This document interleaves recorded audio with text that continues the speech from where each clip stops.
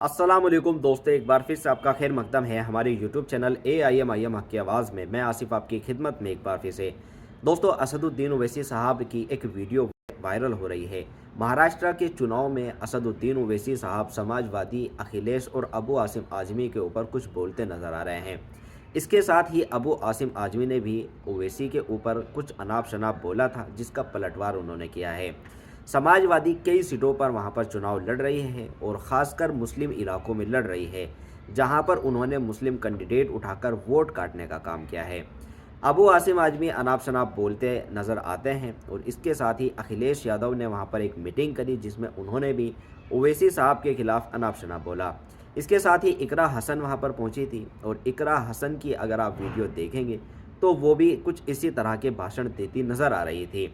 अबू आसिम आज़मी, समाजवादी अखिलेश और इकरा हसन को एक पूरा स्ट्रॉन्ग मैसेज दिया है असदुद्दीन ओवैसी साहब ने अपने मंच से।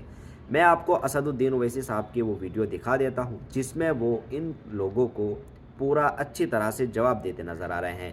जो लोग मुसलमानों को नुकसान पहुंचा रहे हैं, उन लोगों के ऊपर असदुद्दीन ओवैसी साहब क्या बोल रहे हैं, वीडियो देखें। और कौन है ये समाजवादी पार्टी? ये समाजवादी पार्टी क्या है बताता हूं मैं आपको।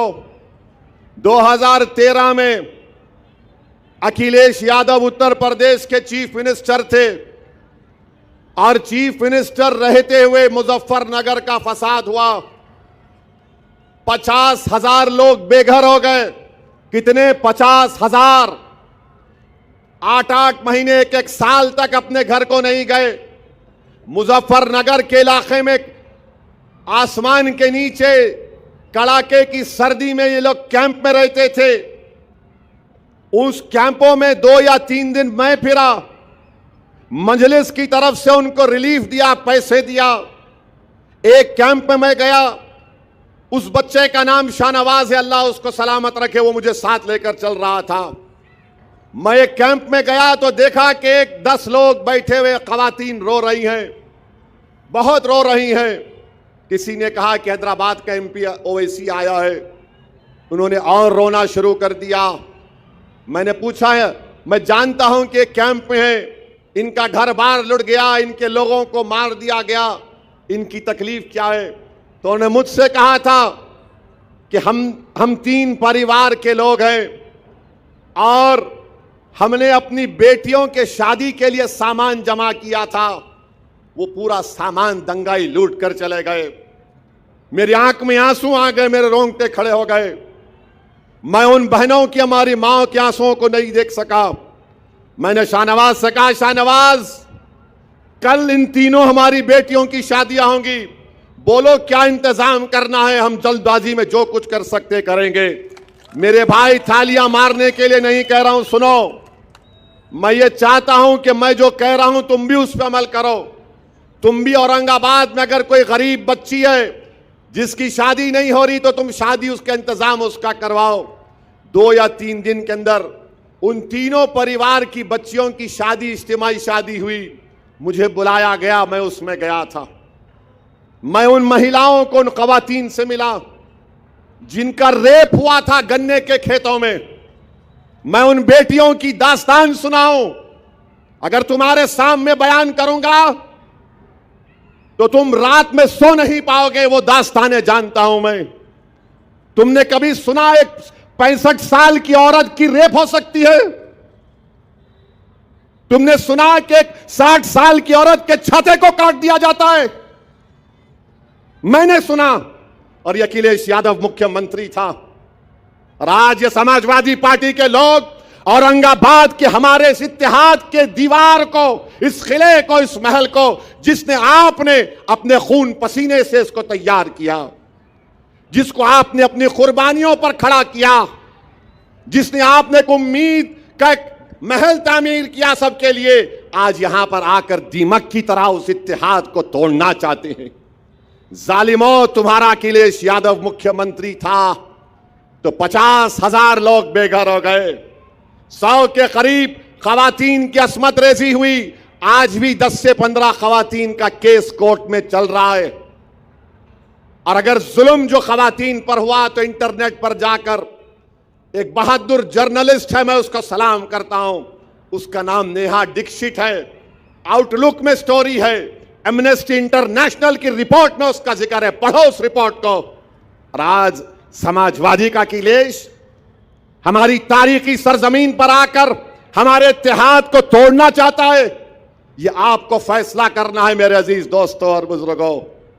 6 महीने तक 50,000 लोग कपड़ों के टेंटों में मैदानों में थे, कपड़ों के टेंटों में मैं देख चुका हूं। और वो अखिलेश यादव सैफाई एक जगह है, वहां पर बंबई से फिल्म स्टारों को बुलाकर अपने परिवार के साथ उनके नाच गाना को देखता था। मेरे भाई, ये लोग औरंगाबाद को क्यों आ रहे हैं?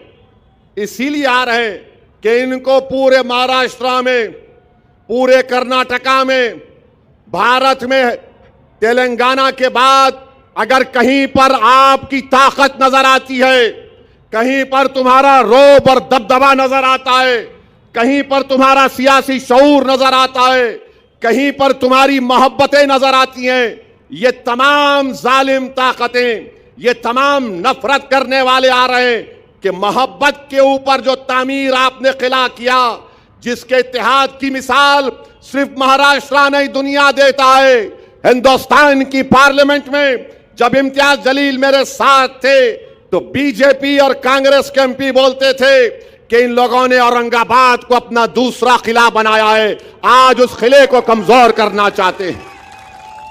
तो मेरे अजीज दोस्तों और बुजुर्गों, ये आपको फैसला करना है, क्योंकि इस चिराग को जो आपने जलाया है ना, तुम नहीं जानते इस चिराग की रोशनी से कितने लोग हसद करते हैं। ये चिराग जो तुमने जलाया है, मेरी इज्जतदार मां और बहनों, मेरे गयूर नौजवानों, मेरे बुजुर्गों, मेरे उलमाओं, ये चिराग जो तुमने जलाया है, इसमें तेल नहीं है, तुम्हारा खून पसीना है, याद रखो। ये तुम्हारा खून पसीने से चिराग जो तुमने इत्तेहाद का जलाया, जिसकी रोशनी पूरे महाराष्ट्र से बाहर जा चुकी है। सारी दुनिया तुम्हारे इत्तेहाद और सियासी शऊर की मिसालें देती है, इसीलिए हसद करने वालों को ये चीज पसंद नहीं आ रही है। इसलिए तमाम मीर जाफर, मीर सादिक, तमाम यजीद के एजेंट और तमाम इबलीस के चाहने वाले जमा हो गए कि इम्तियाज नहीं जीतना, और मिठाई और गुलाब जामुन जा रही है। ठीक है नौजवानों, खूब दबा के खाओ मिठाई गुलाब जामुन, रोकना नहीं अपने आप को। मिठाई उनकी खाना और डकार मजलिस इत्तेहादुल मुस्लिमीन के नाम पर लेना। गुलाब जामुन उनका खाना, मगर 20 को बटन दबेगा पतंग पर। ये लोग ये समझ रहे हैं कि पैसों से कुछ कर लेंगे। अरे जालिमों, मैं पूरे भारत में फिरता हूं, मगर ये ऐसी जगह है जहां पर हैदराबाद से लोग आते और बोलते साहब हम बरसों से औरंगाबाद आ रहे, हमारा कुछ भी नहीं होता, यहां पर हम सेफ तरीके से जाते।